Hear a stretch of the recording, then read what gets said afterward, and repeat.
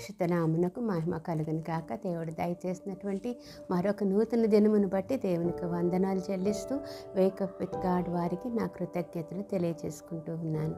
ఈరోజు మన అంశము ఎన్లైటనింగ్ ది ఇన్నోసెంట్, అంటే అమాయకత్వంలో ఉన్న వారిని జ్ఞానంలోనికి నడిపించుట.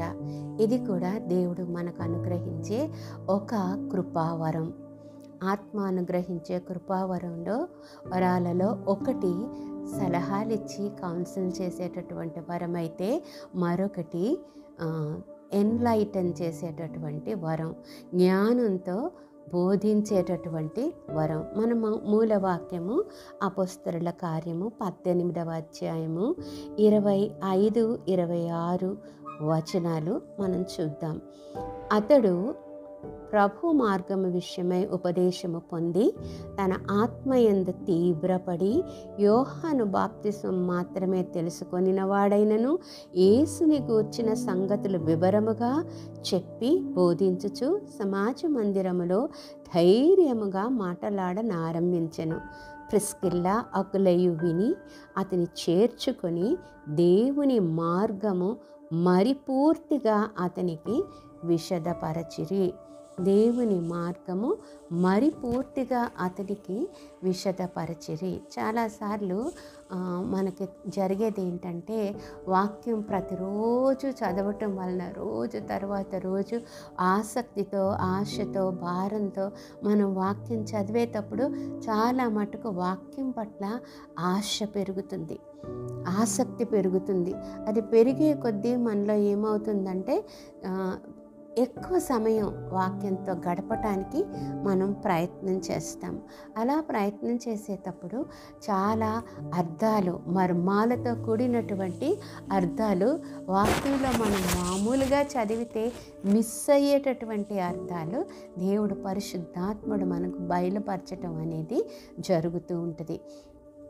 మరి దీన్నే మనం ఎన్లైటనింగ్ అంటాం. అంటే మనకి చాలా క్యాజువల్గా మామూలుగా చదివేటప్పుడు బయలుపరచబడని సత్యాలు తిరిగి మరీ చదవటం వలన, పరిశుద్ధాత్మని సహాయం కోరడం వలన దేవుడు తన ప్రజలను ఏర్పాటు చేసుకుని అనేక మంది బోధకుల ద్వారా, సేవకుల ద్వారా, వాక్యం ద్వారా మనకు దానిని బోధించినప్పుడు దానిని అర్థం చేసుకుని దానిని అనుసరించటానికి మనకు సహాయం చేస్తారు.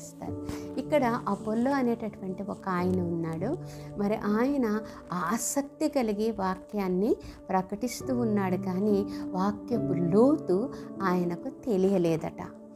సో అది తెలియనప్పుడు ఆయన ప్రకటిస్తూ ఉన్నప్పుడు అక్కడ ఉన్న విశ్వాసులైన అకుల, ప్రిస్కిల్లా అనేటటువంటి విశ్వాసులు అది గమనించి ఏం చేశారంటే, ఈ సేవకుని తమ ఇంటికి తీసుకొని వెళ్ళి తమ ఇంటిలో ఆయనకు సత్కారం చేసి వాక్యపు యొక్క లోతును వారికి బయలుపరిచినట్లుగా మనం చూస్తాము.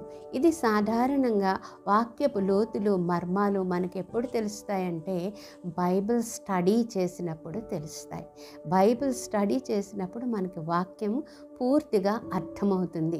మరి ఈ ప్రిస్కిల్లా ఏం చేసిందంటే, తన గృహాన్ని బైబిల్ స్టడీ కొరకు తెరిచి తన గృహంలో ఇలాగా పూర్తిగా జ్ఞానం లేనటువంటి వారిని తన గృహంలో చేర్చుకుని వారం వెంబడి వారం వారితో వాక్యాన్ని కలిసి స్టడీ చేస్తూ లోతైనటువంటి మర్మాలను వారికి తెలియపరచటం వలన అక్కడ ఆ ప్రాంతంలో వాక్యం విస్తరించటం, విశ్వాసులు విస్తరించటం జరుగుతూ వచ్చింది. కనుక మన సంఘాల్లో బైబిల్ స్టడీ జరిగేటప్పుడు నెగ్లెక్ట్ చేయొద్దండి. దానివలన మనం మేలు పొందుతాం. అంతేకాదు వాక్యాన్ని లోతుగా తెలుసుకోగలుగుతాం. వాక్యాన్ని లోతుగా తెలుసుకోగలిగినప్పుడు అనేకులకు దాన్ని మనం చెప్పగలుగుతాము, ప్రభావితము చేయగలుగుతాము. అటువంటి లోతైన మర్మములలోనికి దేవుడు మనలను నడిపించును గాక. పరిశుద్ధుడు అయిన మా పరలోకపు ప్రియ తండ్రి, నీ ఘనమైన నామానికి వందనాలనైనా. కృపావరాలలోనైనా నీవు ఇస్తూ ఉన్నటువంటి ఒక్కొక్క వరాన్ని గురించి మేము ధ్యానిస్తూ ఉన్నప్పుడు ప్రభా, మేము దానిని ప్రభా అభిమానించి సంపాదించుకునే స్థితిలోనికి, ఆసక్తి కలిగిన స్థితిలోనికి మమ్మను నడిపిస్తున్నందుకు వందనాలు నాయన.